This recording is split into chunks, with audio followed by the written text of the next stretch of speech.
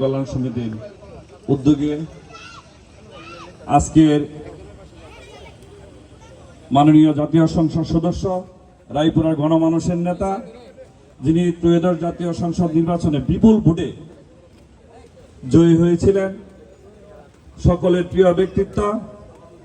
মানবিক নেতা জনাব ইঞ্জিনিয়ার আশরাফুদ্দিন বকুল ভাই কে গণসংবর্ধনা অনুষ্ঠানের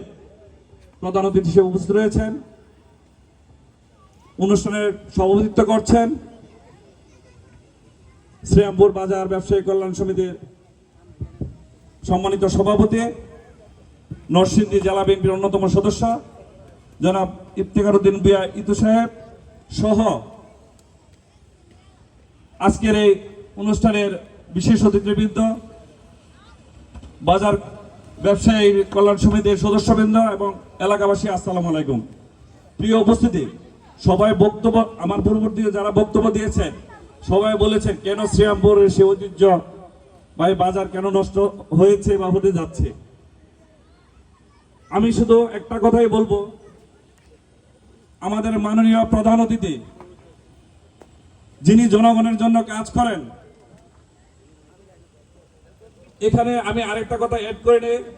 শ্রীরামপুর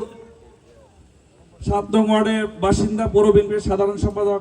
সাইফুল ইসলাম পলাশ ভাই মাদক নিয়ে কিন্তু বেশ সোচ্চার ছিলেন, ইদানিং আবার অফ হয়ে গেছেন। ওনার এই উদ্যোগকে সাধুবাদ জানায় আর রিসিভ করে আমার মনে হয়। সেজন্য আমি বলবো এই বাজারের জন্য স্পেশাল একটা অভিযোগ বক্স দেওয়া হোক, সে বক্সে কার কি অভিযোগ, কেন বাজার নষ্ট হলো, কি করলে বাজার আর সুন্দর হবে, গতিশীল হবে, আগের থেকে আগের ঐতিহ্য ফিরে আসবে, সেগুলো